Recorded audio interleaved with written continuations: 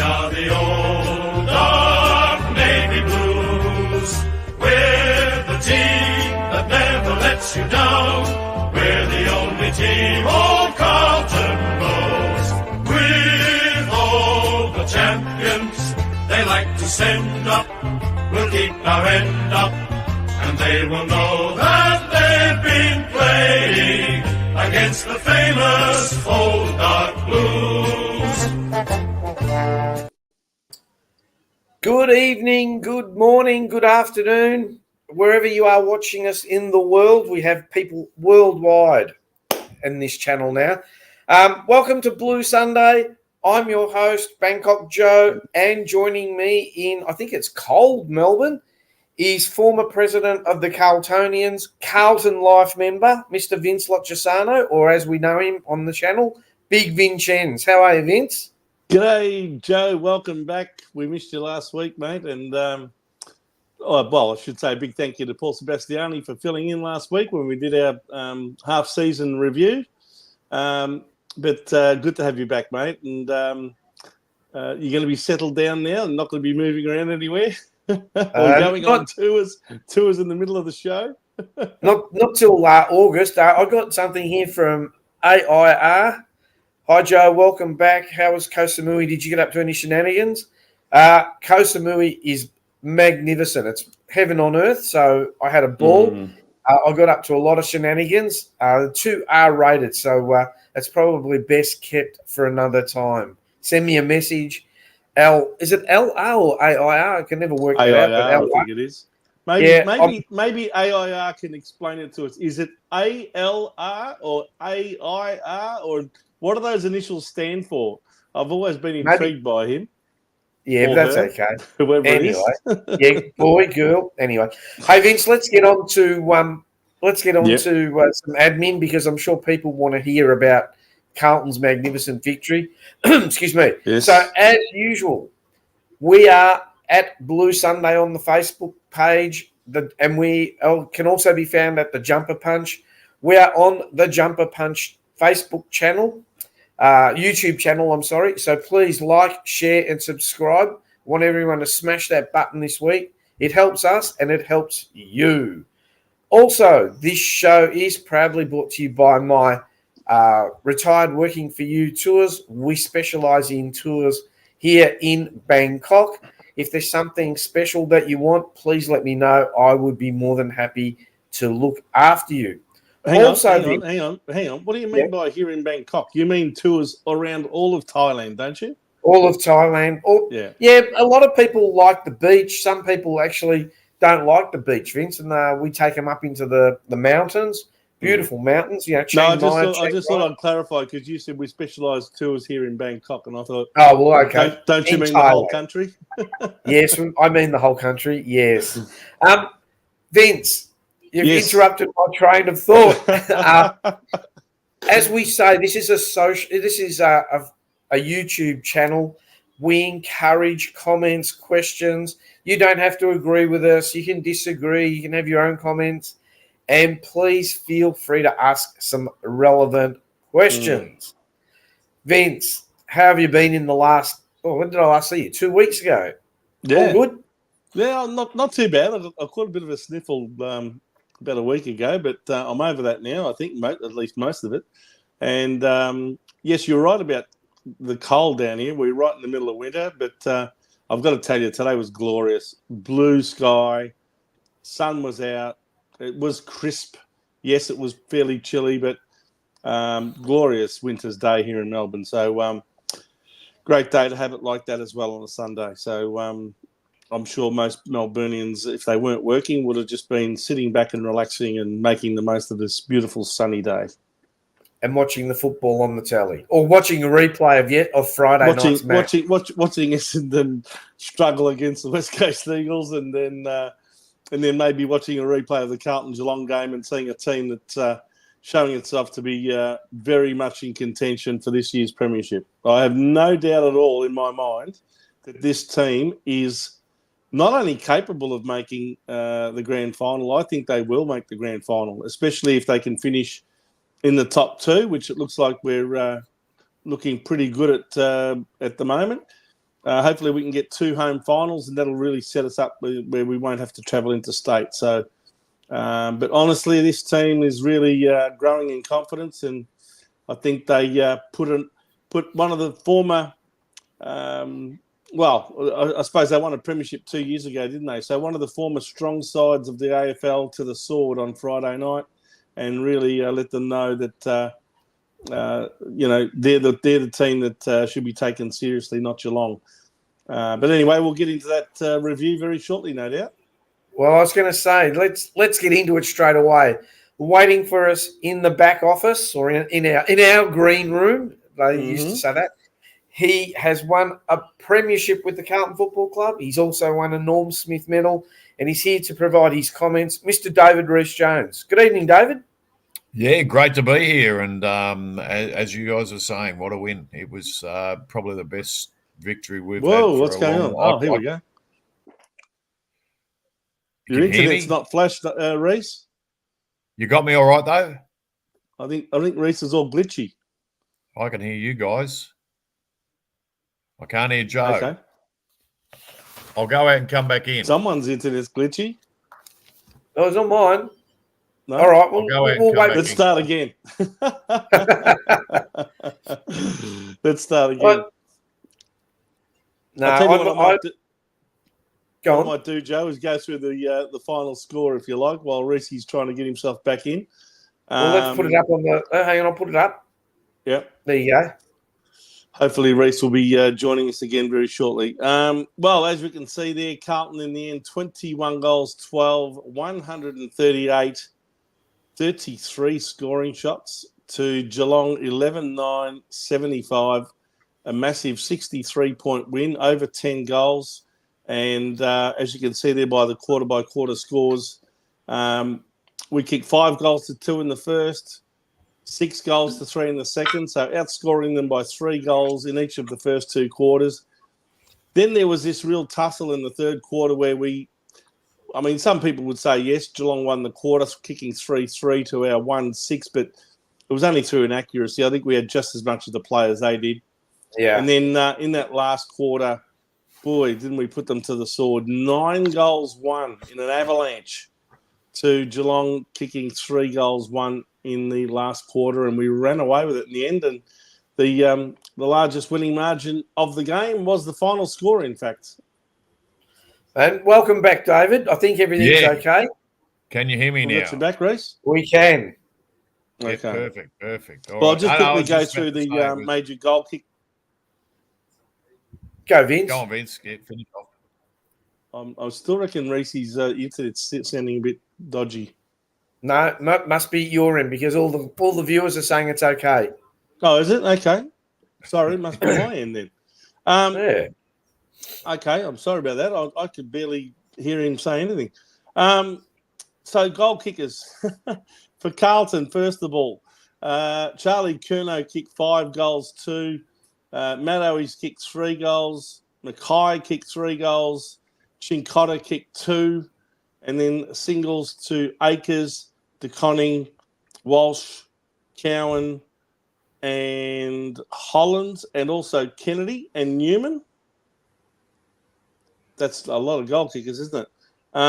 And Geelong, they had 3 goals, 3 to Jeremy Cameron, and then single goal kickers, Myers, Stengel, Close, Sam DeConning, Dempsey, Holmes, and Rowan. So we certainly had the better of the scoreboard, that's for sure. Let's go through the stats and then we'll get David's take on the game. Go, Vince. Okay, these are the stats that had the most difference between the teams. Overall disposals. So we had more kicks and more hand passes, 389 to 341. And then, of course, uncontested possessions is where we won the outside ball a lot, 230 to 189.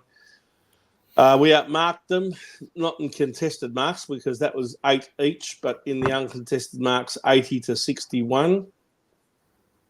Marks inside 50 as well with our tall forwards certainly outmarked Geelong, 14 to 9. Hit-outs, Tom DeConning did a tremendous job, 43 hit-outs to 35. Clearances, you saw Carlton have 50 to 39, including 15 centre clearances to 12, 35 stoppage clearances to 22. Tackles, considering we had most of the ball, we actually out-tackled them, 80 to 66, including 22 tackles inside 50 to only 8. So that was a huge part of the game. Inside 50 efficiency, 57% to 47%. We had 33 scoring shots from 58 inside 50 entries, and they had only 20 scoring shots from 43 inside 50 entries. So we were better and more efficient inside 50. Shooting accuracy, again, we were better, 64%, getting 21 goals from 33 scoring shots to 55%. And as I said earlier, the biggest lead of the game was the last one, 63 points in the final minute of the match. So there's the biggest discrepancy between the two teams on the stat sheet. I think we pretty much won the game all over the field, Reece. What did you make of the game? Oh, look, it was a fantastic win and probably the best in memory of, I can't, 20 years or so, I suppose, but since we've played that well. But I must admit, I was in the president's dinner, and I had a couple of Geelong people on the table, and they said there was a whisper that Sam De Koning was going to go into the ruck, and I said, geez, that'd be a huge mistake. And when they lined up, I was talking to one of my clients who barracked for Geelong, and I said, ruck work's not something you can learn in a week. It is something that, and you have a look at Tom De Koning, it's taken him, till now to really get that ruck craft well and truly confidence in it, and also knowing where to be, where to stand. And Tom gave his brother a lesson in that first quarter, and that just got us off to a flying start. And, I think Geelong not playing a ruckman really give us the advantage, and we took it with both hands, and it was great to see us go on with the game, especially towards the end. I mean, percentage is going to be a huge factor come the end of the season. You see how tight it is at the moment, and we're middle of, we're just amongst the all of them in that percentage area. So we really, over the next few weeks, we've got some opportunities to have some good wins. And, Vince is gone.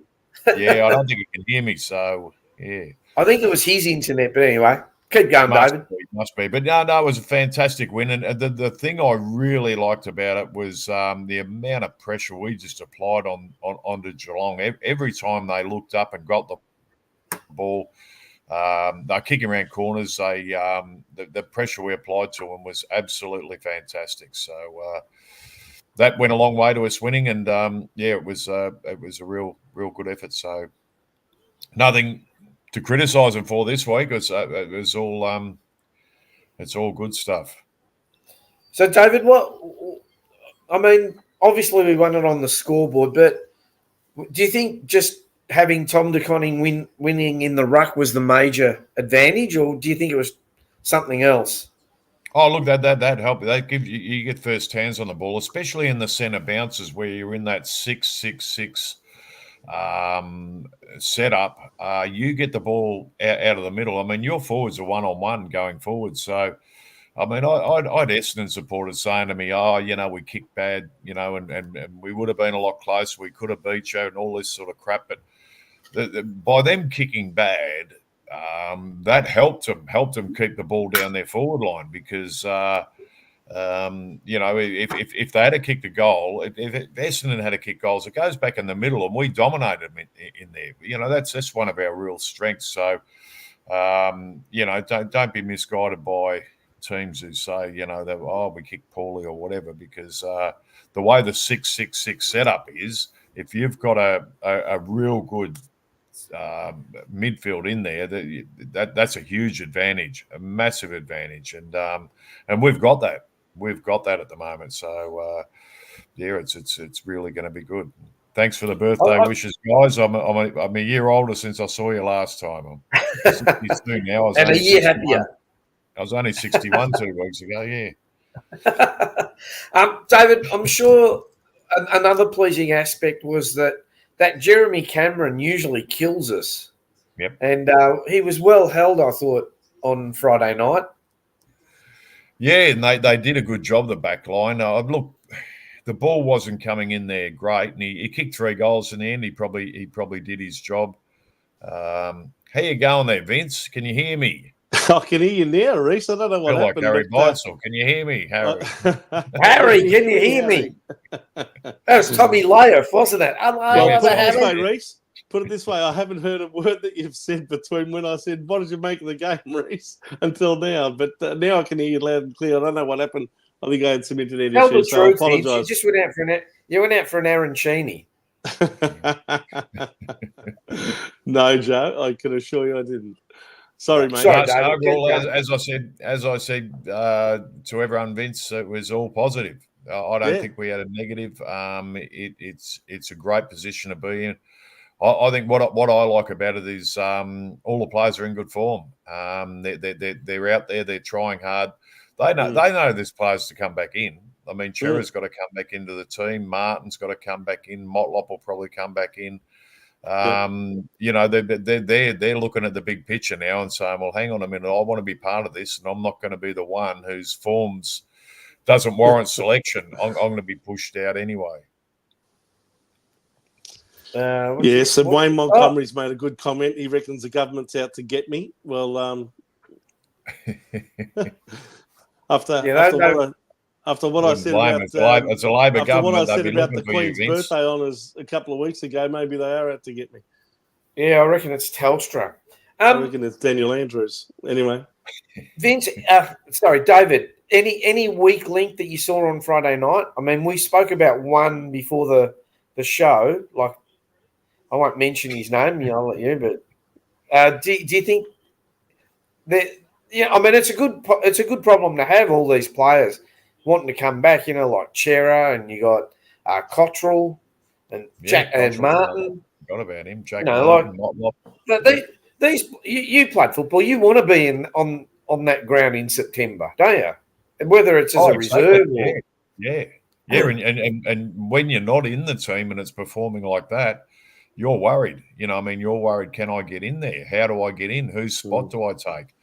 We saw Durden come on very late in the game, and you could see him. He was pushing himself. He was thinking, I need to be part of this, and yeah. So it's cutthroat for a few of them, and you know they got to put the runs on the board. So if they don't, they're not going to be part of it. And there's always players who miss out, and you know there were players like Kennedy and that who would have been in that mix, I suppose, as players who could be, you know, the Chera could come in and replace them. So they need a fantastic game. So it was good to see the players, but also I think there's some real good signs too. I mean, Elijah Hollins, he's really coming along as a footballer. He's going to be a very, very good footballer, and you know, I just think his best is yet to come, and he's showing some great signs at the moment. So, yeah, he's been a magnificent pickup for us, and he can go through that midfield. He can play forward, kick goals. And one thing I think I mentioned a few weeks back was I love seeing Backman get down and kick goals, and Cowan kicked his first goal. Newman on the score sheet. Chincotta was kicking goals a few weeks ago when he was playing the back line. McGovern kicked goals. So, you know, I really like that because it shows a real degree of confidence when your back men are kicking goals, because that means that you're working for each other, you're covering for each other, and players do get caught out from time to time. And yeah, so they're playing a real good brand of football, and I'm not overly concerned about the Swans, because I think on the MCG come grand final day, it's a bit different. They'll probably get in because they'll get 2 home finals up there, but and they'll win up there. But come down to the MCG is a different proposition for them, and I don't think they could match a team such as us at the moment in the form we're in. David, Aaron, do you think Voss's coaching or his strategic moves are getting better? Well, the only thing you can really pick out of it all is Cincotta going on to their best player each week, and that still staggers me why every coach in the league hasn't been doing that. And to be perfectly honest, they talk about how they set up and in the midfield and how they set up forward. And they don't want to disrupt things, and they got running patterns and this and that. But Jesus Christ, why would you let the best player in the opposition team run around on their own? And they do it week in, week out. But now we're starting to see every team put a tagger out to, whether it's a Tom Stewart, a Nick Dacos or whoever, and some blokes are almost untaggable too. So a bloke like Cripper is very hard to tag because he does all that bullock and hard work and that. And and that's a great thing about him. But taggers are back in and they're going to play a very important role. But Cincotta's been a real key to us in a lot of ways too. Yeah. Vince, got some comments? Yeah, well, I was interested to hear the players that you talked about who are still yet to come back in, but I don't think there's any guarantees for any of them, to be honest. They should be made to work hard to get their spot back. I mean, take a Jack Martin. We played Shearer. Shearer wasn't. Look, to be honest, I know that they'll probably make space for him, but I don't think he was in fantastic form. In fact, the game he got injured in was probably the best game he'd played for the year before he got injured. And I think that might have been against Collingwood. So you'd have Fantasia in before him, would you? No, I'm not saying Fantasia. No. But I'm looking at the Motlop for Fantasia swap because I think that will happen.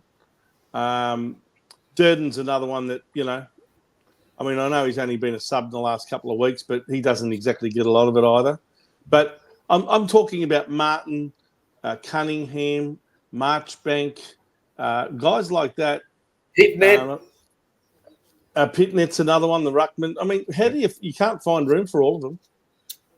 No, I think some of them may be forced to earn their spot through the VFL, and if they can't play consistent football there, well, then maybe they're not going to get their spot back. Yeah, and look, Pitnet played well, but do you go with two ruckmen again? I mean, do we look at this week? Maybe Nankervis might be a different beast to for Tom De Koning. Maybe you do bring him back for certain games and certain opposition. And from what I saw in the stats and that, the Pitnet had a pretty good game in the reserves who got beat again. But I mean, do you just run with Tom De Koning? I mean, the way he's going at the moment, he's flying. But there's you touch wood, he doesn't get injured or nothing happens because we need him playing this well in September. It's and that's why you need to get these blokes in. You really need to get the team you want. And Vossi had a team at the start of the year. Marchbank was probably part of that. Now he might not be part of it because of the efforts of Kemp and McGovern and Wiedering and the blokes back there. It makes it harder to get back in there. So, but I'm sure that Chero is a major part of it. And look, putting him back into that midfield, I think we get about another 10% better with him in there. He's a very, very good footballer. And once they're all in there, it makes it harder for the opposition. You look at the Swans midfield at the moment. I mean, one has a quiet day, the other one picks up. You got Heaney, you got Warner, you've got Goulden, you've got all these stars going through there, and that's what we'll have shortly when Chera's back in there as well. Yeah. Okay, so who do you leave out of the middle? I mean, you've got Cripps and Walsh; they're guaranteed starters. So if Chera comes back in there, do you play Kennedy? Do you play Hewitt, or do you? They'll all rotate. Do you play one off the bench and one maybe as a substitute, or how would you do it? Yeah, they'll rotate round now, Vince. You see them coming on and off the ground all the time, and it probably gives you more chance to put more rest into a Cripper or a Walsh or these guys. So you don't have to have flat come finals time. You can really freshen guys up. We might start if we do get a few back, and Geelong did it a few years ago where they started resting players during the season. I know they've just had the bye now, but 2 years ago when they won the flag, they did it quite a lot. They did it really well, but they had a lack of and this is what the Swans could do. I mean, they're 3 games clear on top of the ladder. They can do that now. They can rest players or give them half a game or whatever, and they don't have to worry about the win-loss type of thing. They can really work on their players, and it's like athletes getting ready for the Olympic Games. I mean, it's no good being 100% right now because you got another month or so to go. So they'll be looking at peaking in September, and that's when you need to be at your top fitness. Everything needs to be going then. Your confidence, everything. So it's going to be interesting to see what the teams do between here and September. But we need to get some of those blokes back in because they need to also be playing alongside. We need Cherry in there playing alongside Cripper and Walsh and George Hewitt and Kennedy and whoever else, Elijah Hollands. They're all going to go through there. So, but the mainstays are going to be Walsh and Cripper and Tom DeConning, I'd say, and the others will all just fill the job they need to where they go in. Okay. So I'll tell you one thing. I would want to mention as well, Reece, is that what I've noticed about Carlton and Sydney, more so than any other sides, and so I'm leaving Collingwood out of this, is that they seem to have gears, and when they need to, put on the accelerator, they know how to do it. Sydney did it against GWS again. I think there's about 4 or 5 games where they've been able to just basically put the foot to the floor and, burst on 6 or 7 goals and basically win the match, put on a match-winning lead as a result. We have done the same in the last 2 weeks against Essendon and now Geelong, where we were challenged in the third quarter. They got back to somewhere near a margin that is gettable, come 3/4 time. But then we've just gone wham. And I think against Essendon, we kicked the first 4 or 5 goals in the last quarter. And against Geelong on Friday night, we did the same. We just absolutely ran them into the ground and ran away with it and put the game beyond doubt very, very soon into the last quarter. Yeah, it was comprehensive win, but and what you're talking about with the Swans and that, they need to also be careful of doing that in bursts too, because that's the way Collingwood won a premiership. Really, I mean, they just went in a manic style, and I remember Vossi talking about it before the grand final actually, and at a lunch or breakfast I was at. And he basically was talking about you need to be able to. We beat Collingwood, when they won that flag. So he was saying you really need to be able to contain them and resist when they are going on that burst sort of thing. And you need to limit the amount of score that they can put on. Yeah. But once you get your opportunity, you've got to hit that scoreboard. That was what he really was emphasising. That was the way to beat them. And to be able to maintain when they're going hard and they've got their best out there, but also being able to, once they relax and once a few of their stars are having a spell, that's when you really need to hit the scoreboard. And, the Swans might be a similar proposition. Okay. So, listen, the both of you went to the game. Obviously, I didn't. Well, I suppose the crowd's a big factor, but was there anything that you saw that people on TV probably couldn't see? Like, was there anything that caught your attention? Oh, definitely. It was the pressure and they just stuck it to them. I mean, the Geelong blokes had get the ball and they were immediately hammered and the players were, leaving their play, going up, putting pressure on. It was just that relentless pressure that they applied to Geelong right from the very first bounce. And, they didn't give them an inch. And that was probably one of the best facets of the whole game was the pressure that we applied to Geelong. And the tackling was terrific. We really tackled them hard. it was what you want to see out of a top team that you want to win a premiership, because you got to do those things. You just got to be in the face of your opponent, and it was relentless. It really was relentless. It went for the whole game, and they didn't get easy kicks. So it was fantastic. I think our pressure rating was over 200 for the entire match.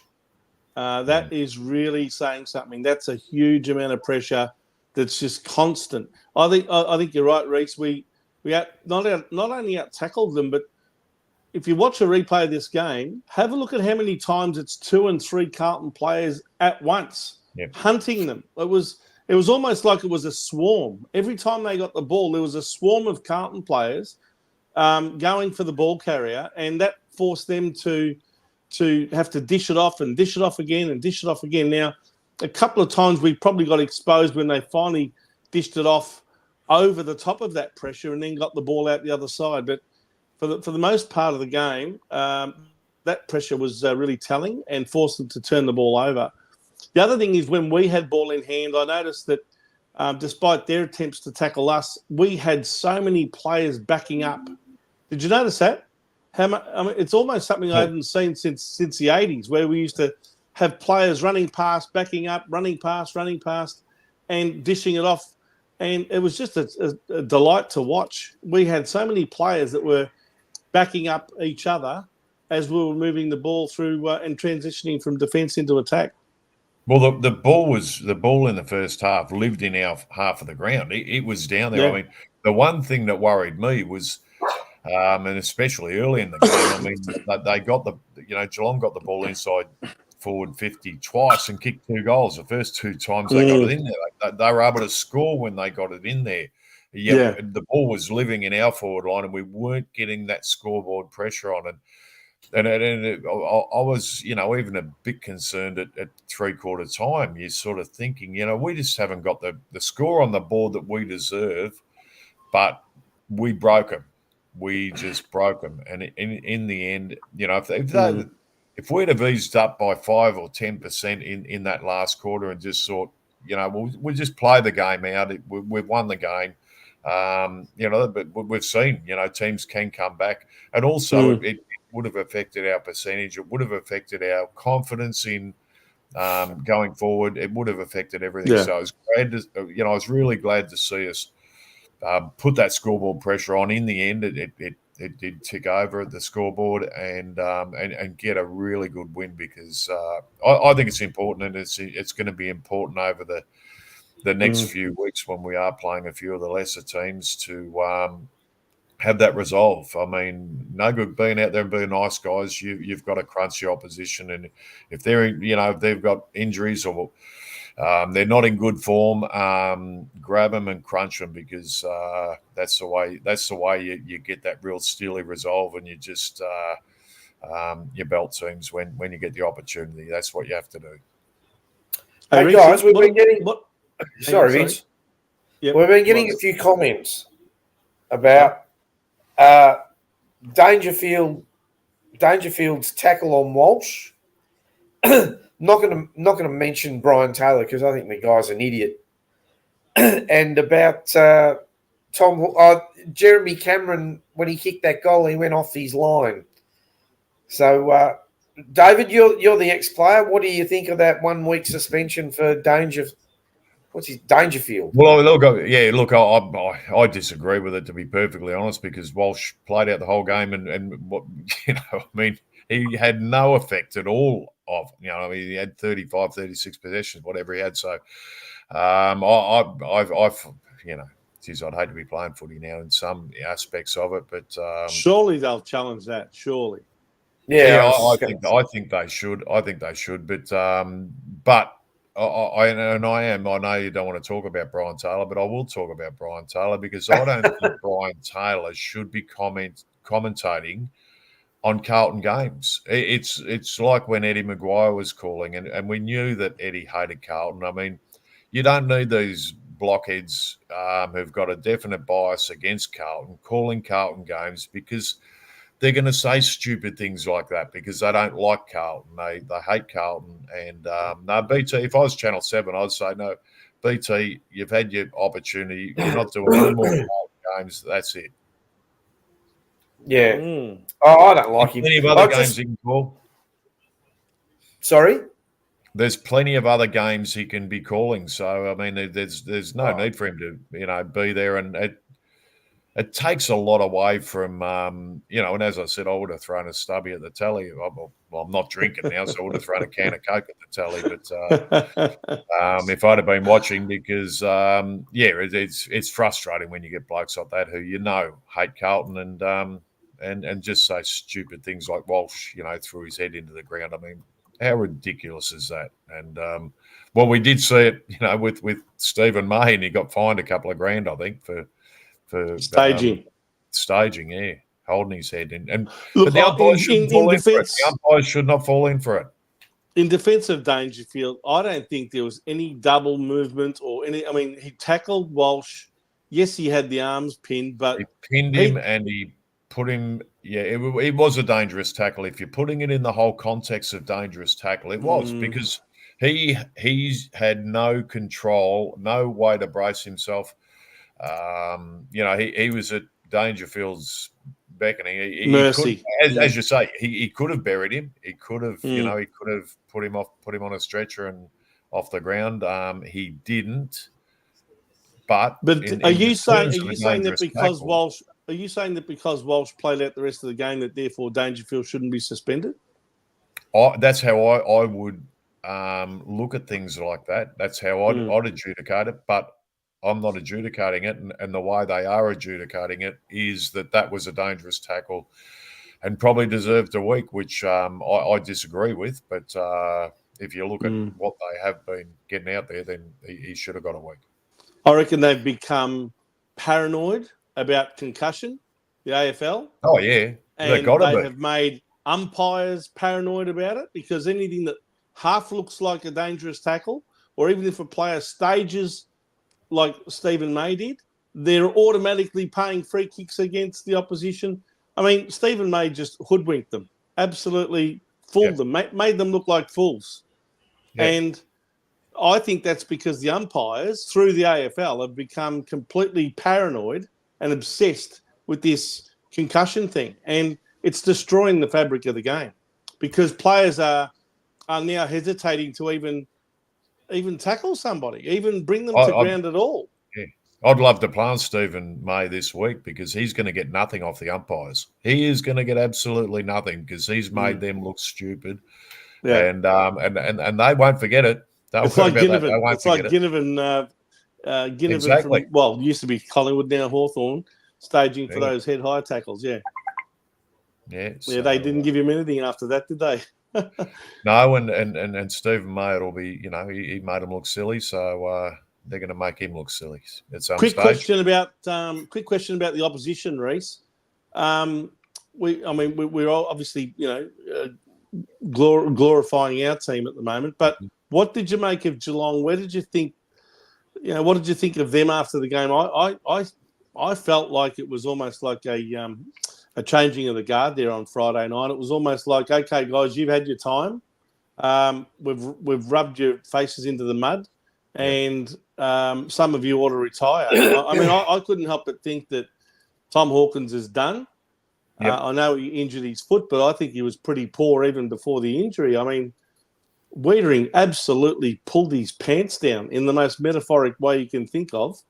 And Wiedering's had his measure probably the last 5 or 6 times they've played and had his measure in a big way. Tom Hawkins looks like a player who has played that 1 year too many. He should have retired at the end of last year, gone out on top, and he would have, but he's, they sort of, players who do play that extra year, they end up hurting their tarnishing their legacy. They really do. They just, and we've seen it over the years. I remember Terry Danaher and Simon Madden, running around the twos, finishing their careers, sort of thing. And players do that. if they're dropped or whatever. But yeah, there are too many. Just play that 1 year too many, and I think Tom Hawkins is definitely one of them. I think Zach Tui's coming to the end of his, still a good player, and why we ever got rid of him, he cost us nothing. He was a good taller, and hasn't he been a great player for Geelong as well now? He has. So you just wonder why we haven't lost him, but weren't prepared to pay him an extra. I think it was an extra $100,000 a year. Yeah, not much, is it? Not much in the scheme. Not of for things. A player of his. I mean, obviously Geelong saw something in him. We weren't prepared to match the offer, and he went. So that was it. Yep, and he fitted straight. But what about the other? I mean, they've got a hell of a lot of players over 30 years of age. Reece Stanley didn't even play. Yep. He's gone. Who else am I thinking of? Mitch Duncan, Patrick Dangerfield himself. Is this his last year of football? I think they almost. I think Blick Sabs is over 30, isn't he? He's over 30. Do you know what Geelong reminds me of, Reece? They won the premiership 2 years ago, as we know. Yep. Now, when you think of Carlton in 1995, we also went for back-to-back, didn't quite get there. They last year didn't even make the finals. And then in 97, we failed to even make the 8. 2 years after winning a premiership, like 95, where we only lost 2 games. Geelong this year reminds me of Carlton of 1997. We had Kernahan, Spalding, Hannah, Madden, Greg Williams. They all retired at the end of 97. They were all 34 years of age and were done. They were basically all finished. Only Bradley kept going and Silvani. They became captain and vice-captain after that year. So I think Geelong's reminding me a lot of the Carlton of 1997, where they're going to have to basically say to some of their champion players, and they have been champion players like Tom Hawkins, it's time to hang up the boots, go out on a high, announce your retirement, play a farewell game, whatever the case may be. And I'd be very surprised if Geelong even make the 8 now after having won the first 7 matches of the season. Have we ever seen an example of a team not making the finals after winning the first 7? I don't think there'll be too many examples of that over the years. I'm not going to write them off after one game like that, but they have got some serious issues with their age bracket of their players. And Gary Rowan's another one who's over 32, so who I just thought of. So you do go through their team and sort of say, well, I mean, they joked about it after they won the flag, and I remember they all dressed up on the Mad Monday. Yes. My Mad Monday, they all dressed up as old people. Yeah, I thought that was clever. Yeah. But we're nearly 2 years down the track now, and they are old. So they're starting they're not 31, 32 anymore. They're 33 and 34, and that's a big difference.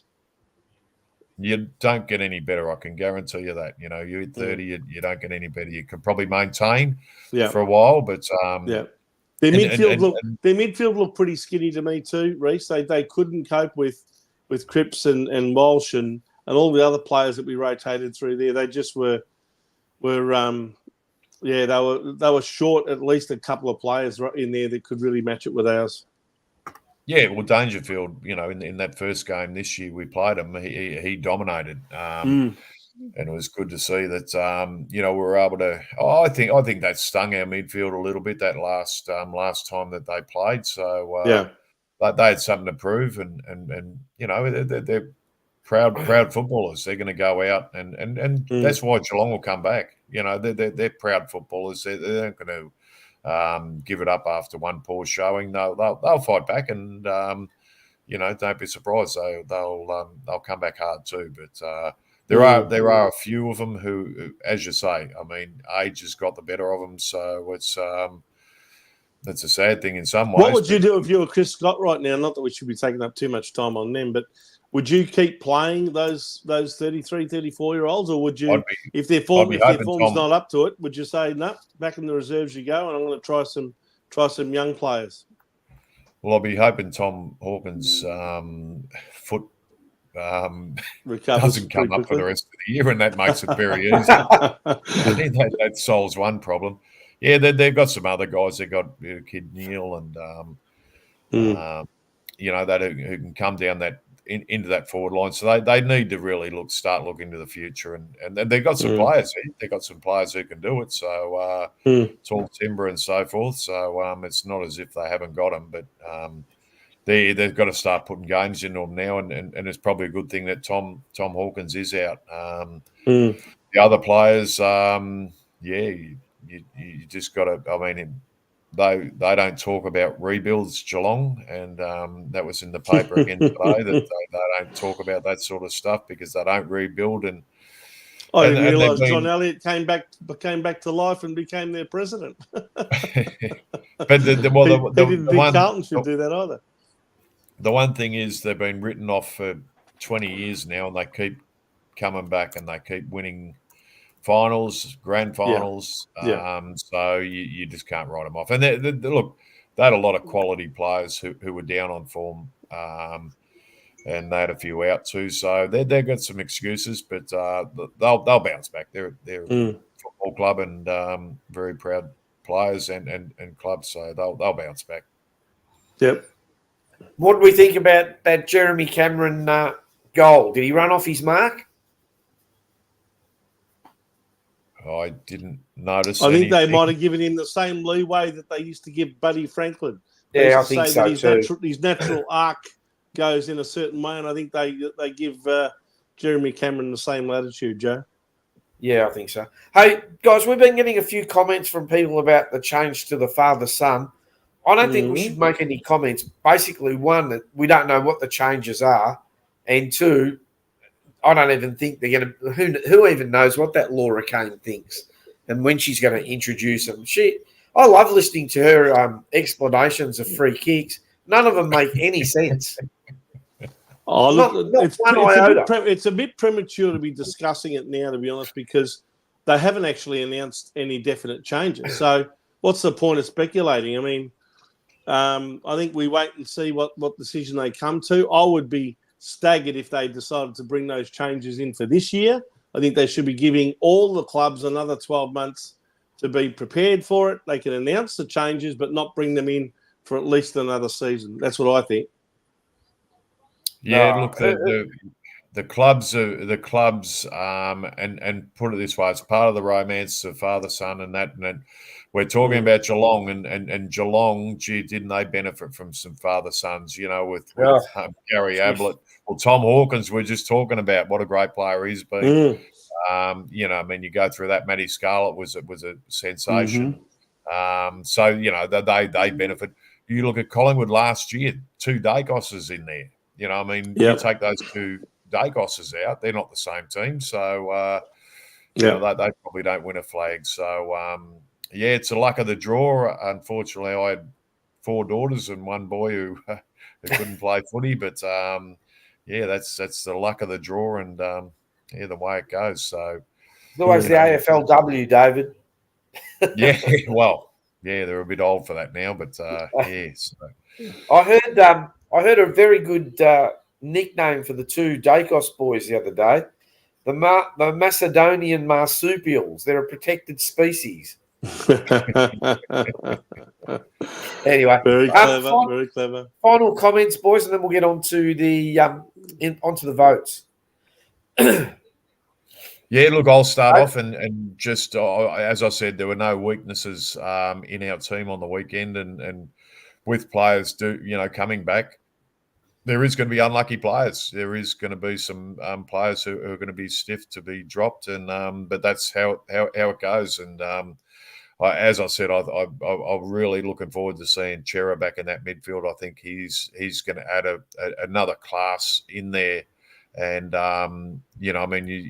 what happens is you just have quality midfielders coming at you, which is what the Swans are doing, to clubs at the moment. Quality midfielders just coming through one after the other. One has a spell, one's, taking it up to you. So, good. It'll be good to see him back in there. I don't know what other changes, can be made at this stage. Who's coming back? Cottrell's probably got to – Cottrell's one of those players. He's got to come straight back in. I really think he's a player who has earned the respect and been in the type of form where you can't sort of play him in the twos because he's earned the right to come straight back in. So yeah, there's some players who are going to be unlucky. Good to see young Ollie Hollands. I thought he had a much better game, and these guys, you know, I mean, the pressure's sort of on them, and they got to perform, and they got to start getting kicks, being part of it, or they're going to miss out. So I think that's the great thing we have at the moment, and the more players and the better we are in the seconds, the better we're going to be up top as well. So Exactly. onwards and upwards. Vince? Well, this year appears to be a year where we are, I guess, breaking all hoodoos, and we're achieving a lot of firsts. And, you know, for example, we had our first win ever on the Adelaide Oval during gather round when we beat Fremantle, and then we had our first ever win against the South Australian team on the Adelaide Oval when we beat Port Adelaide. And this week, you know, we seem to be learning our lessons from our losses. So if you think back to last match we played against Essendon, 12 months earlier is probably when this team hit rock bottom, losing its 8th match out of 9 when we lost to Essendon around about this time last year. This time this year, we got our revenge on Essendon and found a way to beat them.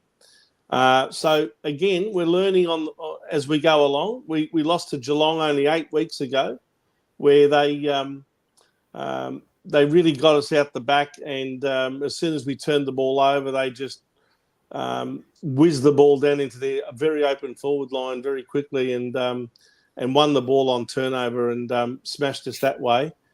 They only won by 13 points, but we seem to have learnt our lesson this time too, and we really put them to the sword this week. And that showed me that we're an intelligent football team now. We're actually learning as we go along. We're maturing, and I think we're ready. I really think that we are cherry ripe to make a grand final this year. And I'm not one of those people who subscribes to the thought that if you don't make it this year, we can just go next year. Well, next year can be a whole different range of circumstances, players that come and go, other sides improve. You've got to take your moment when it's in front of you, and I reckon this is the year for us to make the most of what we are, what we've become, and we are, I think, the team that most others would be fearing the most. Okay, let's get to the votes. David, I'll let you start. Yes, they my votes. Did I put them around the wrong way? What have you done there, Joe? I thought I had DeConning. You may have. Well, I don't know. Hang on a minute. I'll just see what I sent to Vince. Oh my goodness! No, I've got him here. This is a previous match, Joe. I think you've got I know. I just realised votes up there. From David's got Tom DeConning, Sam Walsh, and Matt Kennedy. Yeah, I've gone. Tom DeConning, obviously. You know, just a standout performance. Geez, you nearly got through then, Vince. I can assure you that I sent Joe all of your votes, but no, he did. I copied the wrong sheet on Excel. There you go. We've discovered another. He does a weekly mistake, Reese, and we've just he nearly made it too. He's nearly made it. Well, the funny thing is, three votes for Tom DeConning. Yeah. 2 votes to Walsh. Absolute, yeah. Sammy Walsh was fantastic. And I gave Kennedy. 1 vote to Matty Kennedy. That's right. My apologies to Patrick Cripps, but he had 41 possessions. But what I just thought that his possessions weren't great. They weren't, great possessions. There were quite a few turnovers, and so just on the back of that, I just thought the quality of his possessions weren't great. Look, he was fantastic, and he was just a machine out there and a great leader. But and people could criticise him for not giving him a vote, but that's the way I looked at it. And so I went to Conning, Walsh, and Kennedy. Yeah, I'm going to get Laura Kane to explain how I made the mistake. So look out for that on Monday. Vince, I'll read out your votes and you can explain why you Excuse me. Tom DeConning 3, Patrick Cripps 2, and Jacob Wiedering 1. Correct. Yeah, look, Tom DeConning is in sensational form. Being given the number one ruck responsibility has just really made him as a player, and I think he's really come of age. I love that duel between him and his brother in the ruck, and I commend Chris Scott for giving his brother the opportunity to show what he's got. But I think Tom ragdolled him from the first minute of the game and kicked the first goal of the game. And I think, he really did show everyone that it doesn't matter if he's up against his brother. He's there to win, and he's there to come in, to be in front and to show everyone what he's made of. And he's just been fantastic since being given the number one ruck role. Paddy Cripps, I take your point, Reese, about his disposal at times, although, geez, when you get the ball 41 times, you're probably entitled to butcher a few of them up. But, he's just a workhorse in the middle there, and he's just in sensational form. And I gave one to Jacob Wiedering because I just thought he was impassable at fullback and centre-half back. Absolutely tore Tom Hawkins apart again. And I can't think of an opponent that's had the better of him all year. I just would love to see a stat as to who he played against in every single game and how many goals they kicked. It wouldn't be too many. And how he's not being considered for a key position spot in the All-Australian side is beyond my comprehension. He's been absolutely sensational, and our barometer there in defence. So they're my 3-2-1 for the week. Okay, excuse me. And I gave my votes. I gave 3 votes to Patrick Cripps, 2 votes to Tom DeConning, and 1 vote to Matty Kennedy. Like Vince says, 41 possessions. I suppose you've got to be doing something, right? And I think special credit goes to Matt Kennedy. 3 or 4 years ago, he got put up as a rookie, right? Now, most blokes, they get put as a rookie, it sort of signals the end for them. They lose a bit of confidence and, But to his credit, he's come back and he's back on the list and he's playing good football. So I think that's a very good effort.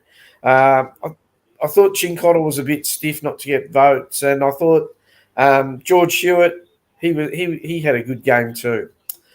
You could have gone right through the whole lot of them and made a case for anyone. To be perfectly honest, it was the toughest round to give votes. So I agree. And as you say with Kennedy there too, because he's one of those players who would have been a little bit concerned about his spot. He'd sort of been played on the back line, played forward, played middle. He'd sort of rucked a fair bit during the course of this year, which he never would have done. So to see him have a quality match, and I thought he was terrific too.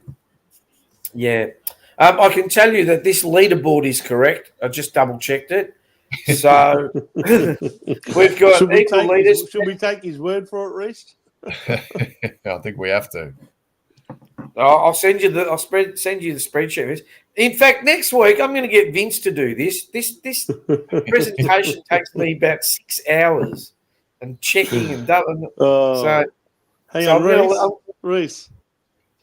Okay. I'm not doing it. Next week it's all you, Vince. Congratulations on nominating yourself. The leaderboard.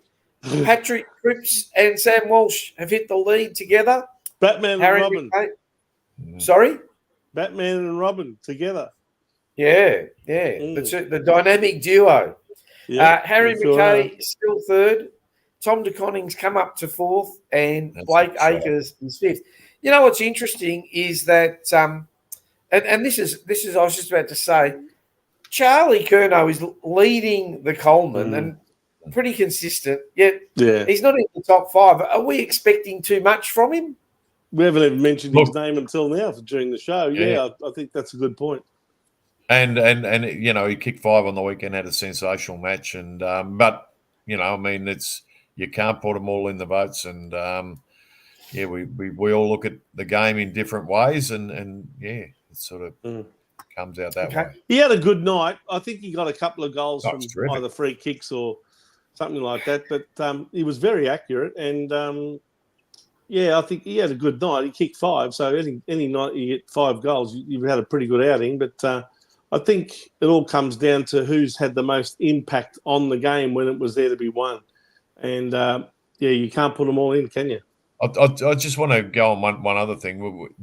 Down forward too, we're seeing Mackay and Charlie get their hands on the ball a hell of a lot, and they're just not clunking them at the moment. But which you can say is not great, but and it isn't. I'd rather them clunking them, but gee, when they start clunking them and the ball was coming in that often, they can be real dangerous. So I can see a bag of goals coming for one of those boys very, very soon. Even Zach Williams didn't kick a goal on the weekend, but he didn't exactly play what you'd call a bad game. He still ran around and was quite lively there in the forward line. Well, Fogarty was another one who, he gets in their face, he's tackling, he's doing the hard things, and yes, they're playing their role down there. Yep. Okay, so sorry, I'm just answering something on the thing. It's Votes. time. No, it's I'm now trying to time put him for. on, Reece. We already did the votes. Yeah. No, it's time for the Spirit of Carlton Award, and this week the award goes to. Now, hang on. Matt Owies, I hope you've got this one right. Matt Owies, I had this week, and we've been screaming for a small forward to bob in there and kick goals, and I thought, he's roving of the packs, and it was terrific, and that's what we really need to see, and he's going to be an important part of it. It's either going to be him, Motlop, or Durden, or Williams down there, who's going to be needed to kick goals. And it was great to see Matty Owies in really good form, and I thought some of his roving down there off the packs was terrific. So he gets it this week. I did get it right. There you go. Played a good game. He did. And next week, boys, the Tigers. the old enemy. Yeah, on a Sunday. At the G. Yep. What are your thoughts, David? Look, in reality, where they are and how they're going at the moment, I think they probably would have had a bit of a letdown after Dusty's 300th game. They're coming off a bye, which we were too. So you saw how fresh we were able to go off a bye. But I just think that the Tigers have they got some players above 30 as well, and who are just going at the moment. So got to be careful. You need to be careful. But I really do think that we got a bigger goal this year than what they have at the moment. So we should have a very good win, and I'd be saying 56 points. It'd be good to see. Yeah, big win. Vince? Wow. Is this the sort of game where you're tempted to sort of rest a few players that might have a few niggles, do you reckon, Reece, or not? Or do you think that's flirting? They just had a bye. Flirting with your form? We just had a bye, Vince. They just come off a bye, Vince. I know that, but I'm talking about players that may still have some injuries or some really. Oh, look, if there is a significant niggles, but I really can't see that them. at the moment. What's that? Yeah, no, I can't see that at the moment. And also, you want to, if you're going to bring Chera back in there, you want to get him into that midfield. You want to get them in sync. So you don't want to be taking people out and putting people in. So you want to get not at this stage. Maybe in 4 or 5 weeks, you could look at something like that if we've got enough wins on the board, but not at this particular time. And I don't think it's a good signal to send out. It's a bit of disrespect to a club called like Richmond sort of thing, and as well. So I don't like that. I don't like that at all. But, I'm not talking about resting half the side. I'm talking about maybe no.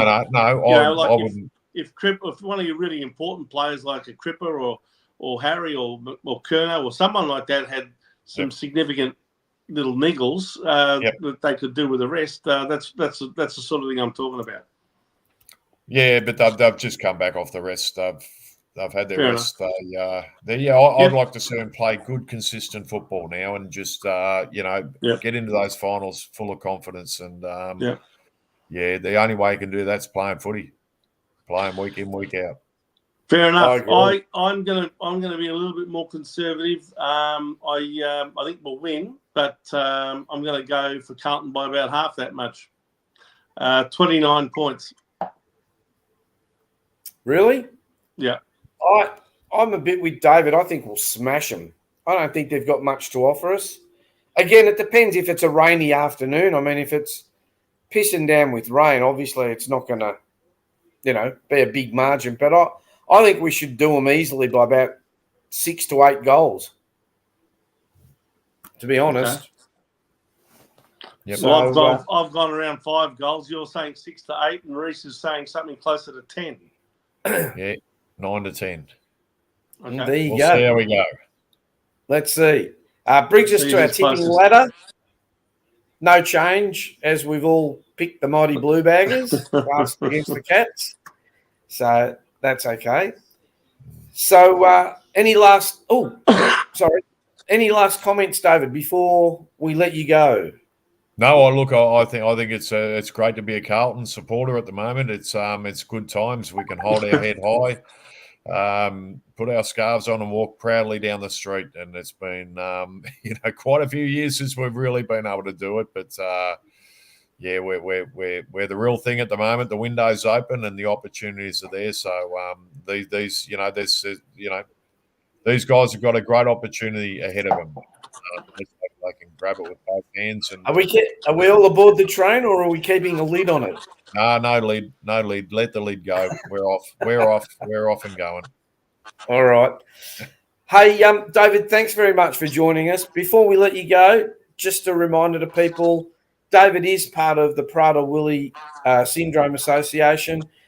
I know you've had your 15 for 15, but I'm sure, David, they're always accepting donations or people that are willing to help in any way, shape or form. So give them a plug, mate.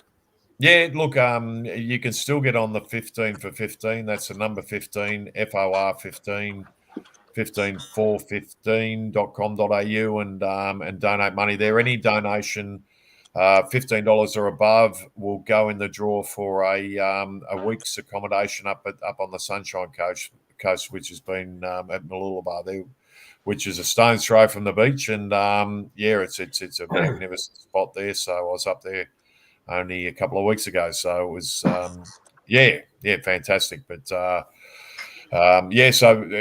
anyone can go in the draw, www.15for15, and every bit helps the association. They do some great things, and there's a bit go into research and a bit go into the families, and helps everyone. So get on board if you can. So, David, once again, from the bottom of our hearts, we'd like to thank you very much for your insightful knowledge into the game. I'm sure you're sick of having happy birthday wishes, but and Vince is gone. So I hope you did have a good birthday, and we'll catch up with you next week. I might have to hang around if he's gone. No, he's back, unfortunately. Stop cutting out, Vince. Yeah, you can have him back. All right. Thanks, guys. All right. Go the Mighty Blues. See you, mate. See ya. See ya. Thanks. And I don't know what's happening to young Vincenz, but 1 minute he's there, 1 minute he's gone. So we'll just carry on while he's there. At this point of time, Vince normally goes through the games that have happened. So since he's not here, I will do it.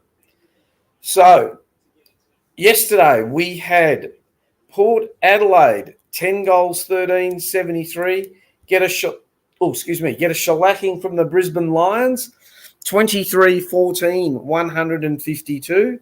Unlike Vince, I'm not going to go through the goal kickers because I know we're all Carlton supporters and we don't really care. Also, the Battle of the Bridge, the Battle of Sydney, whatever you want to call it, the Giants, 11 goals, 9-75, were defeated by the Sydney Swans, 15-12, 102. In a close game, Melbourne versus North Melbourne. So Melbourne were 11-4, very good kicking, 70, to North Melbourne, 10-7, 67. Not looking very confident, the old Demons, but I guess a win is a win. Then today we had an unconvincing Essendon, 19-8, 122. Defeat the Eagles, 13-14-92. Vince, I'm going to get you out because you're playing around and you're cutting out. And just the game that was just completed, Fremantle, 12-13-85, defeated the Suns, who again cannot win away from home, 10-5-65. So that brings us to the ladder. On top, we have... There you go, Vince. Go through the ladder. Hello, Vince. Vince. Don't know what's happening. All right, I'll go through the ladder then. On top, 3 games clear, is Sydney on 13 wins, 52 points, a very, very, very healthy percentage. In outright second place, we have our famous Blue Boys on 10 wins and 40 points, got a bit of percentage on the weekend. In third place, we have Essendon Scum on 38 points, 9 wins. Then there's a group of, then you got Collingwood, 36 points. In fifth place, we have Fremantle on 34 points. That draw for Fremantle and Collingwood may help them in the end. We're not sure. Then we've got a group of teams on 32 points, being GWS, Geelong, and rounding out the 8 is Port Adelaide, all on 32 points. Then just outside the 8 on 32 points is Melbourne, and they're out on percentage. Then we have 4 teams on 28 points, being the Western Bulldogs, Gold Coast, Hawthorn.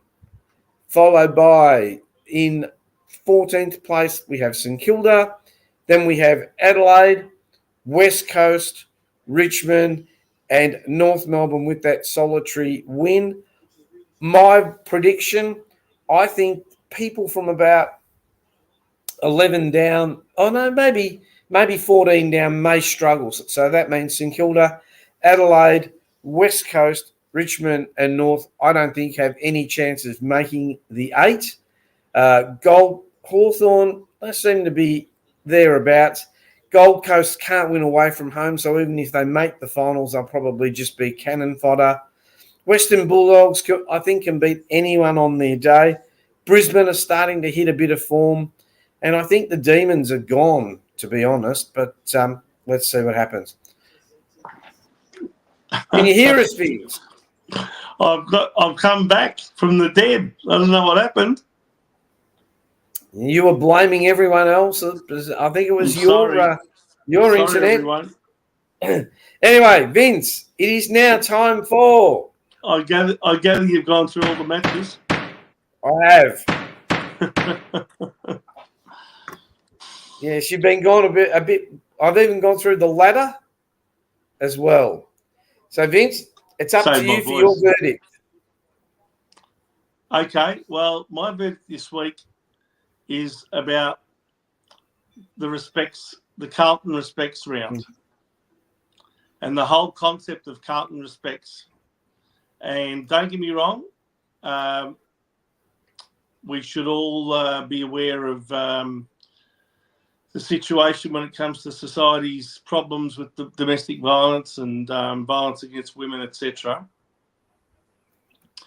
I've got to say, for starters, violence can happen in all different sorts of ways, not just domestically, and it can also happen to men. Because I know of lots of examples of where men have been abused by their partners as well.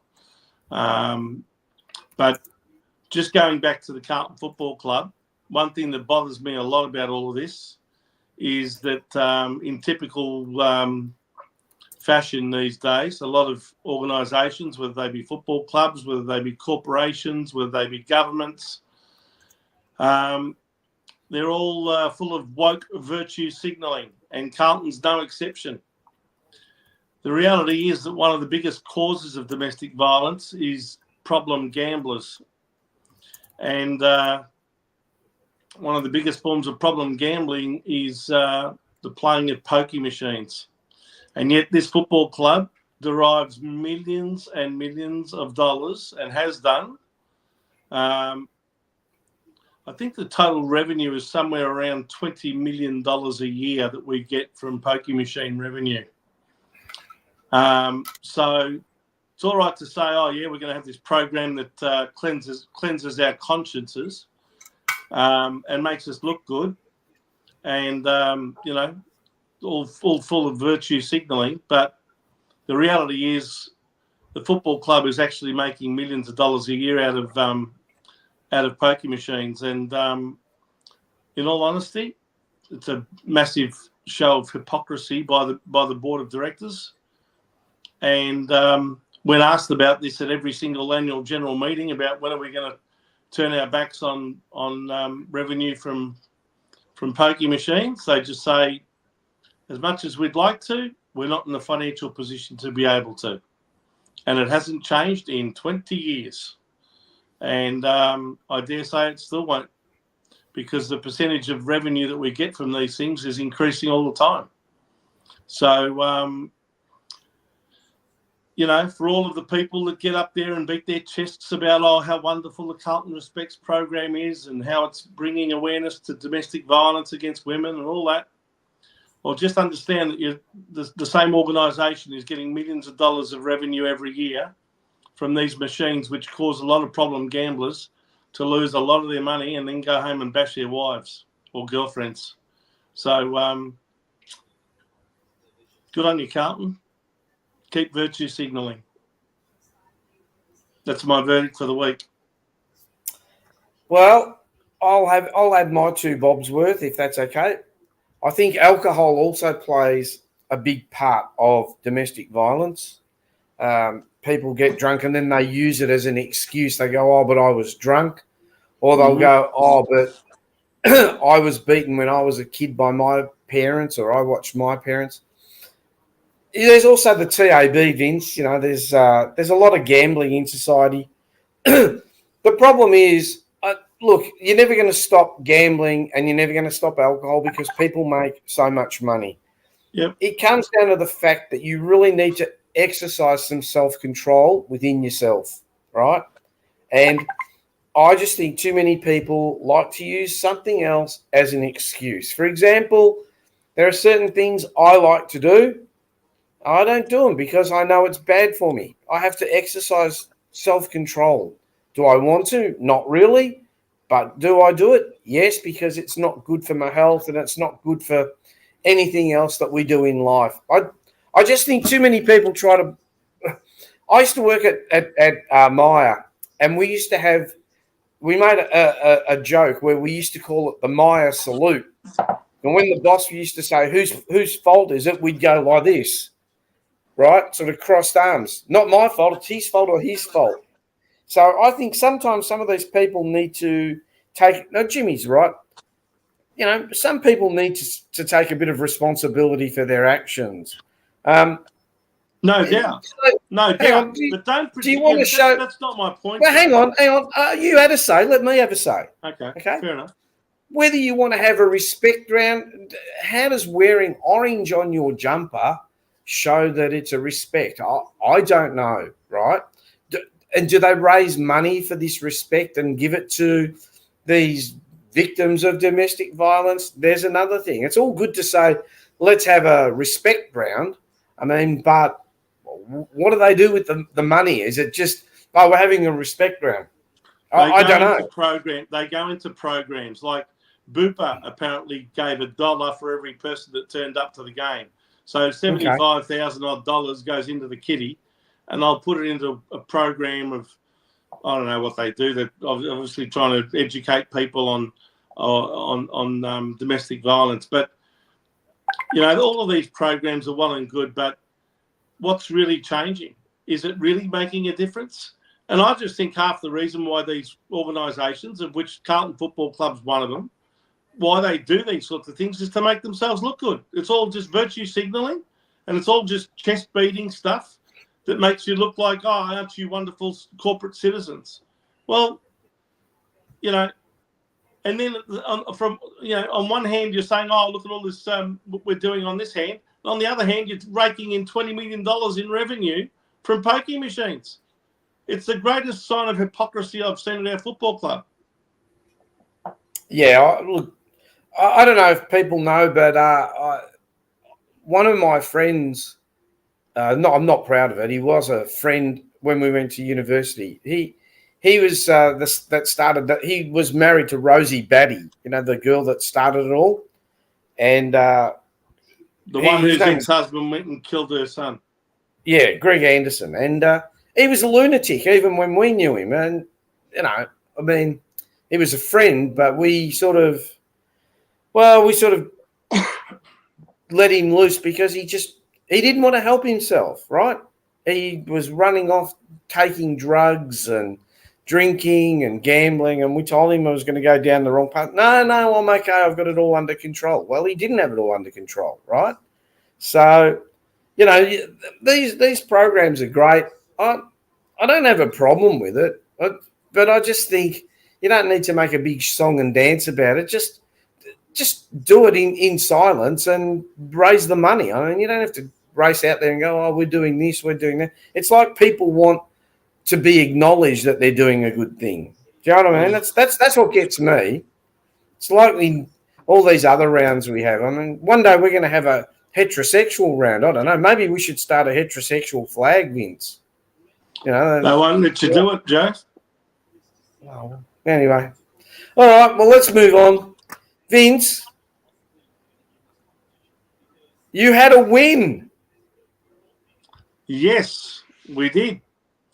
And that was before the odds tumbled in from $1.90 to about $1.55 on the bounce.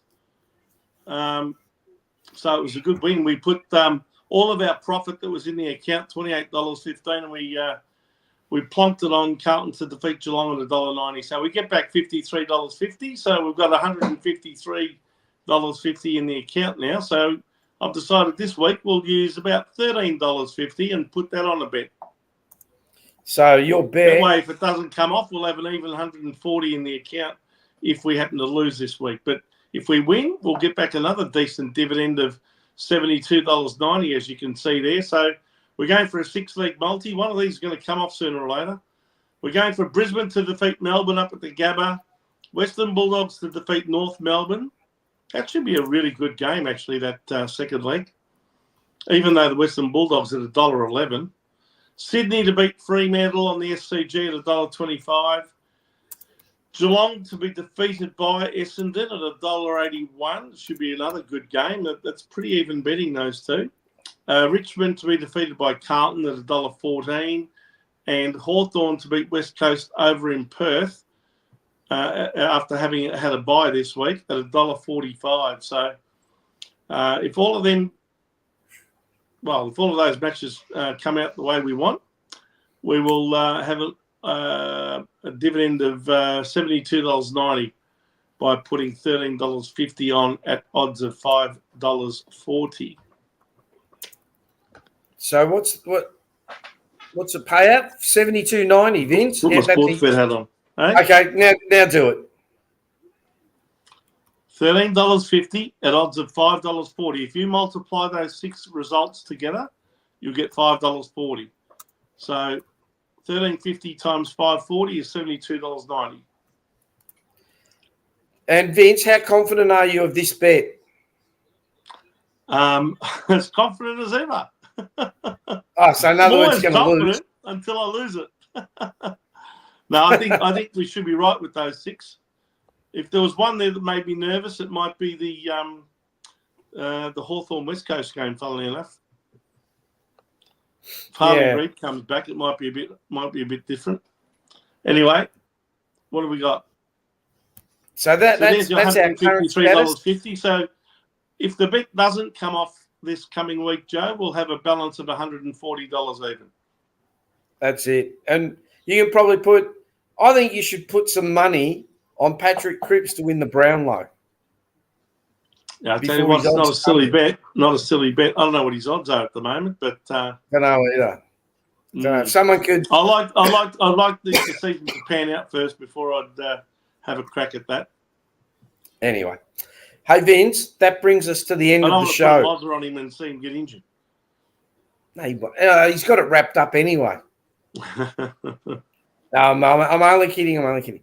So, Vince, that brings us to the end of the show. So, let's go through what's on the Jumper Punch channel this week. There's no double on this week, and there is also no rockin' the burbs. Rocking all over the burbs.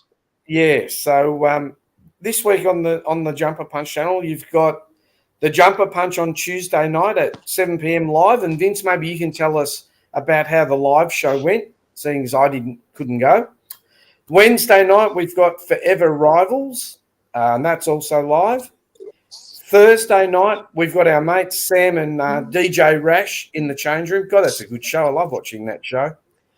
Mm-hmm. And, of course, the jewel in the crown, as far as I can see, is Blue Sunday, coming to you live next Sunday. Vince, next Sunday for New Year's Eve next Sunday, Joe.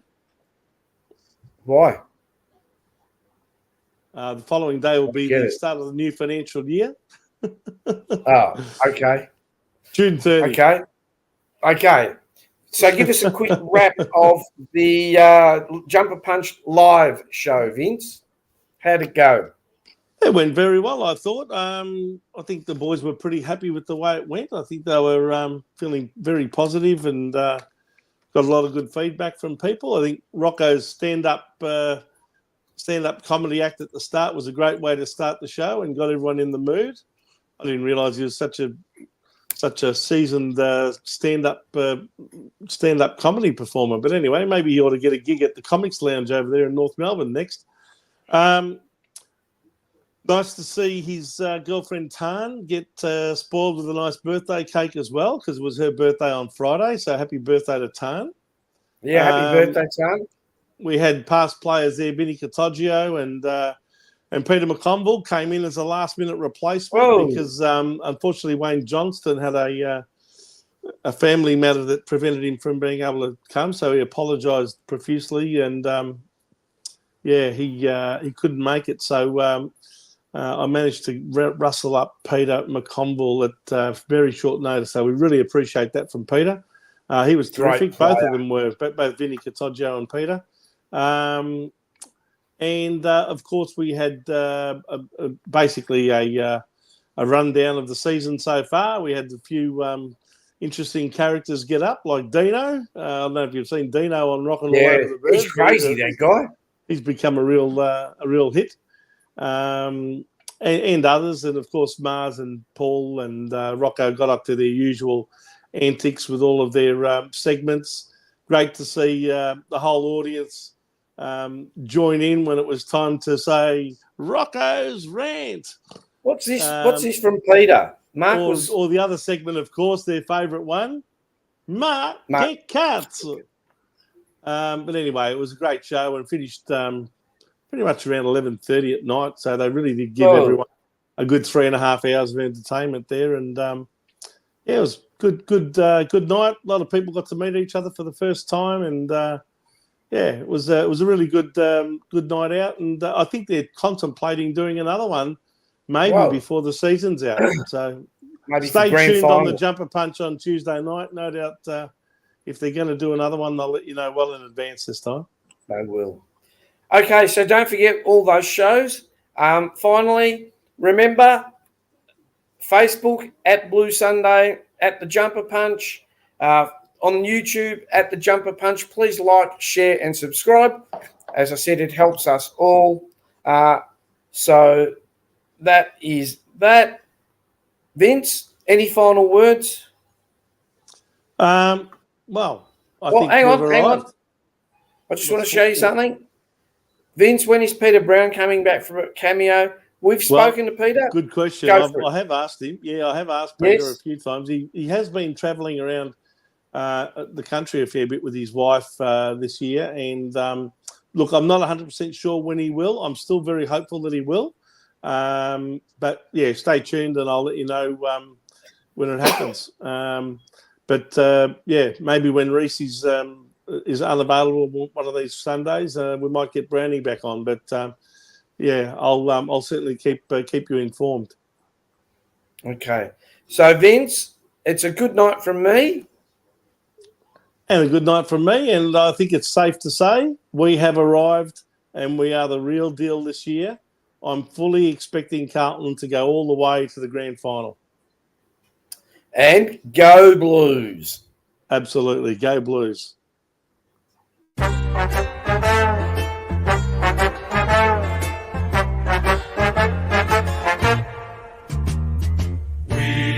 are the Navy Blues. We are the old dark Navy Blues.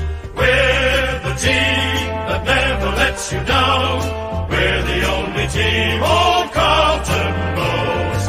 With all the champions they like to send up, we'll keep our end up, and they will know that